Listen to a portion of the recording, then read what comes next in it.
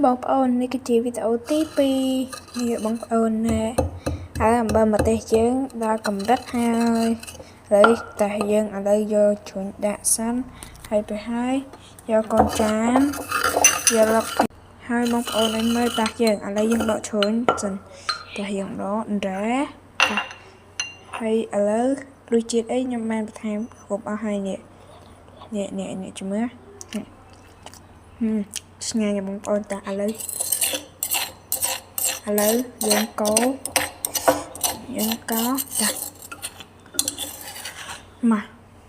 ាមកដាក់ចានណា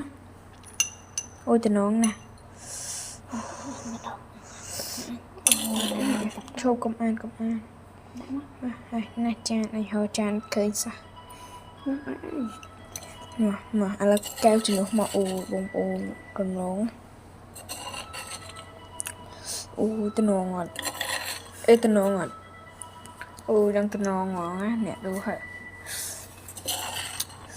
អូយ៉ាងតំណងផាត់ឈូបងប្អូននឹងមើលគ្រឿងមានតែប៉ុណ្ណានេះអានេះឧបត្ថម្ភដោយទឹកស៊ីអ៊ីវប្រទេសជប៉ុនអាណូស៊ីណូម៉ូតូហើយតាមពី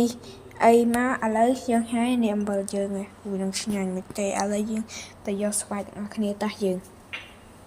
ឥឡូវខ្ញុំបើកមើលទូទឹកកកខ្ញុំមើលទូទឹកកកសិន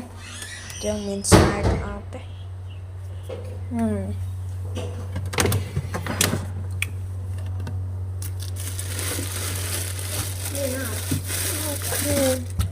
mình chuột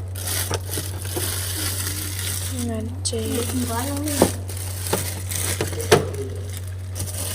phở xoài khoát nó một cái ta lấy bọc để không ăn ngonទេ hạt thú ở lớn ở hai ta dành bye bye បងប្អូនអរគ្នាពី Channel Cat Food